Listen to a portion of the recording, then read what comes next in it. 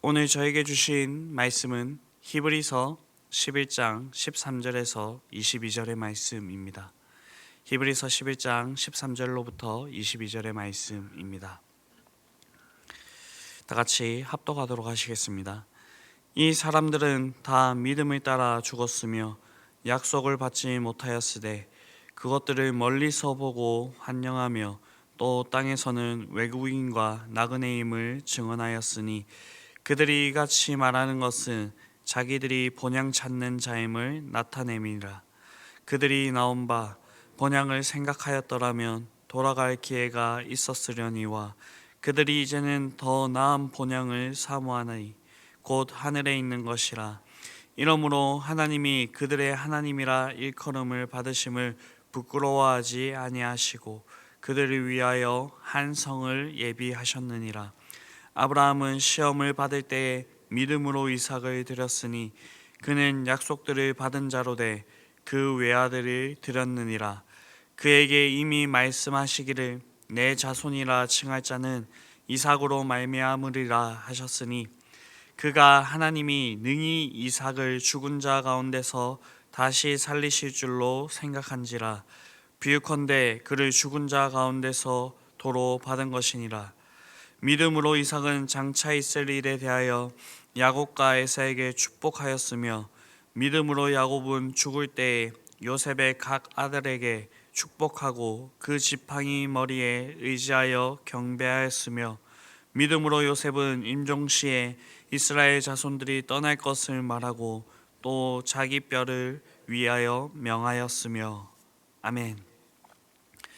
네, 성도는 믿음의 사람입니다.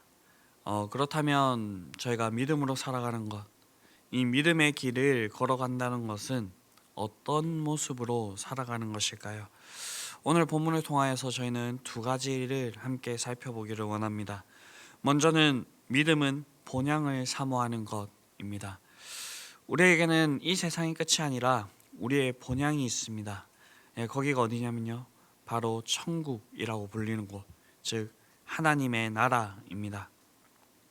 그래서 오늘 본문 13절 하반부를 보면요, 또 땅에서는 외국인과 나그네로라 하며 증거하였으니라 라고 그렇게 말씀하고 있습니다. 즉 하나님의 백성은요, 이 땅에서 외국인과 나그네로 살아가야 한다는 것입니다.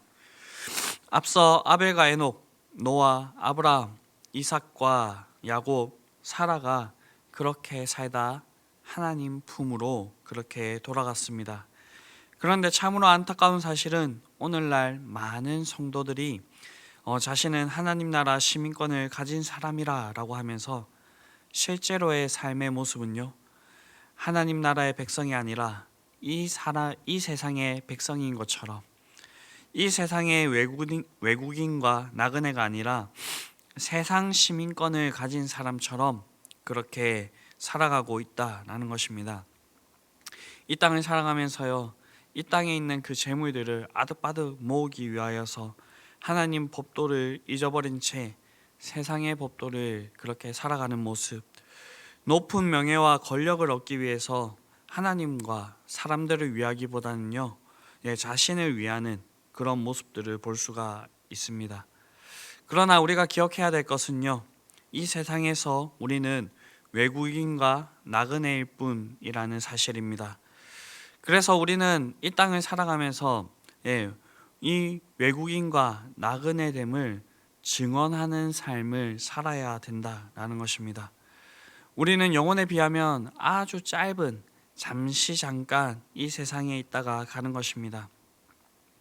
우리가 이 짧게 있는 이 세상 가운데 하나님께서 우리를 이 세상 가운데 두시는 이유는요, 바로 하나님의 나라, 하나님의 뜻을 위하여서 이곳에 있다라는 것입니다.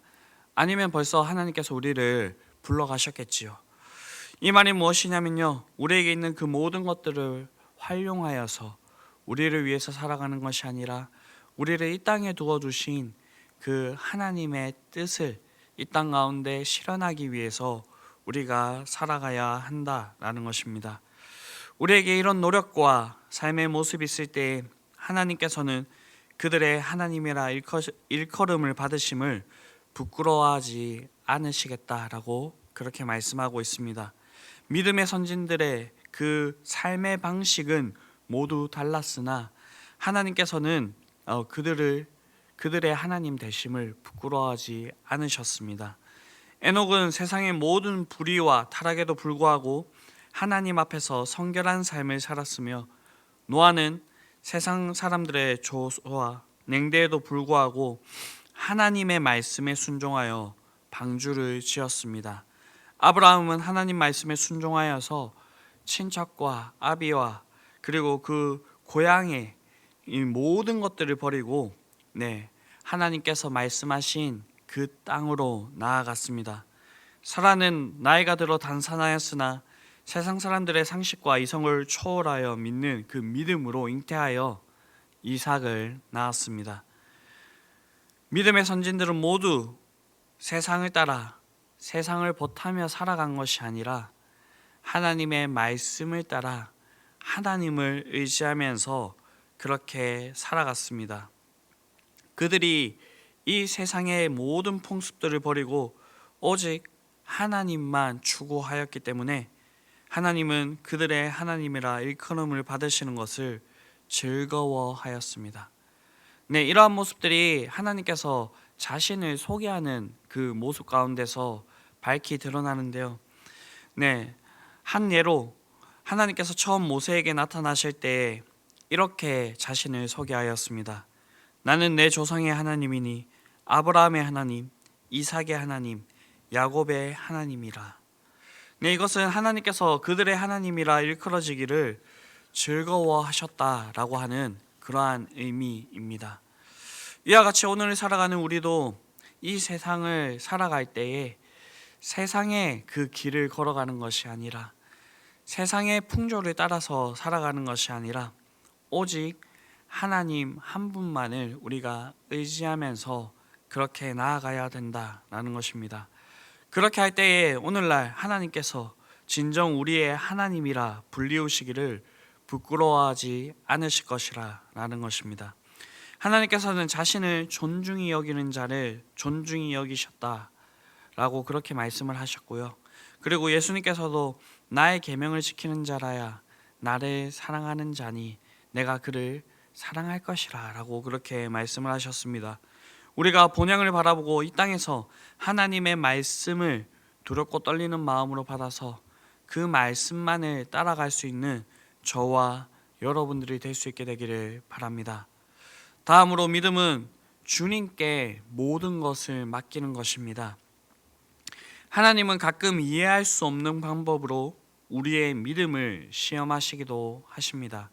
17절을 보게 되면요, 아브라함은 시험을 받을 때 믿음으로 이삭을 드렸으니 그는 약속을 받은 자로 돼 그 외아들을 드렸느니라 라고 말씀하고 있습니다. 창세기 22장을 보게 되면 이 이야기를 너무나도 잘 알 수가 있는데요, 하나님께서 아브라함을 시험하는 그러한 장면이 나오고 있습니다. 하나님께서 아브라함에게 내 아들, 내 사랑하는 독자 이삭을 데리고 모리아 땅으로 가서 내가 내게 지시한 한 산, 거기서 그를 번제로 드리라 라고 그렇게 말씀을 하셨습니다. 정말로 이 하나님의 명령은 이해할 수 없는 그런 명령이었습니다. 왜냐하면 하나님께서 일전에 아브라함에게 이렇게 약속하셨거든요. 이삭에서 나는 자라야 내 씨라 칭할 것임이라. 그런데 이삭을 번제로 드리라 라는 하나님의 명령은 하나님의 약속과 모순되는 일입니다. 도저히 이해할 수 없는 그러한 명령이라는 것입니다. 그럼에도 불구하고 아브라함은 하나님의 말씀에 전적으로 순종하였습니다. 그는 단 한 번도 자신의 아들이자 유일한 상속자인 이삭을 희생 제물로 바치라는 그 말씀에 그렇게 반박하거나 거부하지 않았습니다.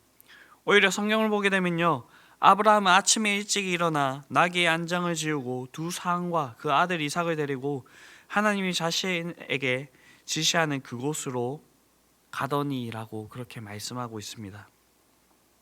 이 말은 하나님의 명령을 듣자마자 다음날 아침 일찍 일어나서 조금의 머뭇거림도 없이 하나님의 명령에 순종하였다라는 것입니다. 비록 납득할 수는 없지만 하나님께서 아주 분명하게 말씀하셨기 때문에 그 말씀을 따르는 것입니다. 그 결과가 무엇입니까? 아브라함과 이삭은 그곳에서 하나님을 보게 됩니다. 이 사건 뒤에 여호와 이레라고 하는 이 말이 나오는데요.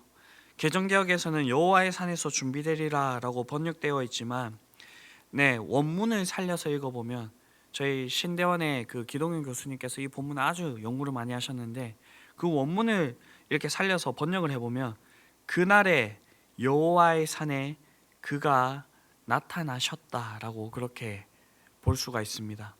여기서 그는요 하나님입니다. 하나님께서 아브라함에게 이삭에게 나타나셨다라는 것입니다. 그렇습니다. 하나님께서는 때때로 우리의 믿음을 시험하시기 위해 도저히 이해할 수 없는 그런 방법을 사용하십니다. 그러나 우리가 그 시험을 피하거나 도망갈 것이 아니라 전적으로 그 시험에 순응하고 하나님의 말씀에 순종하게 될 때에 우리는 그 시험을 넘어서게 될 것이고요. 그리고 그 시험을 주관하신 그 하나님을 우리가 경험케 될 것입니다. 우리가 하나님의 시험에 순종한다면 오히려 그 시험은 우리를 단련하여서 연단시키는 시험이 될 것입니다.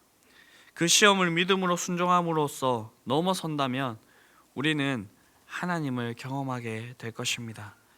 그렇다면 우리가 이 시험을 온전히 이길 수 있는, 넘어설 수 있는 그 방법은 무엇일까요? 그것은 바로 모든 문제를 하나님께 맡겨버리는 것입니다. 아브라함이 저렇게 담대하게 이삭을 제물로 바치라고 할 때에 이삭을 정말로 이렇게 바치려고 할 수 있었던 이유가 무엇일까요? 본문 19절을 보게 되면요, 저가 하나님이 능히 죽은 자 가운데서 다시 살리실 줄로 생각한지라 비읍건대 죽은 자 가운데서 도로 받은 것이라 라고 그렇게 믿었기 때문입니다. 여기서 우리는 아주 중요한 믿음의 속성을 발견하게 됩니다. 그것은 바로 믿음이란 하나님께 모든 문제를 맡겨버리는 것입니다. 그래서 성경은 곳곳에서 이렇게 비슷한 이야기들을 하고 있습니다. 모두 읽을 수는 없지만 잠언 16장 3절을 보게 되면 너의 행사를 여호와께 맡기라 그리하면 너의 경영하는 것이 이루리라. 시편 37편 5절을 보더라도요, 너의 길을 여호와께 맡기라 저를 의지하면 저가 이루시리라 라고 그렇게 말씀하고 있습니다. 여러분들은 모든 문제를 하나님께 맡기고 살고 계십니까? 말씀을 준비하면서 저의 삶을 좀 되돌아 보았는데 목사인 저도 부끄럽지만 어떤 문제가 발생하면 먼저 제가 가진 힘으로 그걸 어떻게 해보려고 하고 그리고 제 힘으로 안 되면 다른 사람에게 막 부탁해서 그 문제를 해결해 보려고 하는 그런 모습들이 있음을 볼 수가 있었습니다. 물론 이렇게 최선의 노력을 다하는 건 나쁜 것이 아닙니다. 그러나 순서가 잘못되었죠. 먼저 하나님을 의지하고 하나님께 기도하고 이렇게 노력을 해야 되는데 그런 거 없이 그냥 문제가 발생하면 관습에 따라서 그냥 관성에 따라서 저의 힘으로 그 문제를 먼저 해결해 보려고 하다가 안 되면 하나님께 나아가는 그런 모습이 있었다라는 것입니다. 아마 우리의 삶의 모습에도 이런 모습이 있지 않을까 생각을 해봅니다. 먼저 주님께 의뢰하기보다는 세상적인 방법으로 문제를 해결하려고 하는 모습, 주님께 기도하기보다는 세상의 권력 있는 자들을 찾아가서 도움받기를 원하는 모습, 또 말씀의 능력을 의지하기보다는 흔히 그 방면에 그 최고의 권위를 가지고 있는 사람들에게 찾아가 지혜를 구하는 그런 모습들이 있지 않은지 우리를 자신을 되돌아 보아야 할 것입니다.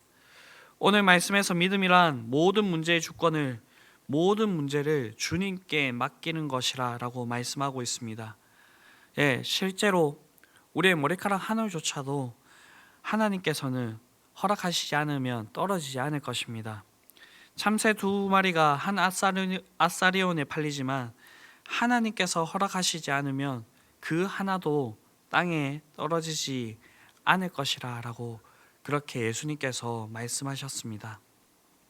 전능하신 하나님께서는 우리에게 항상 좋은 것을 주시기를 원하시는 분이십니다. 그리고 우리를 항상 선하고 신실하게 인도하시는 분이십니다.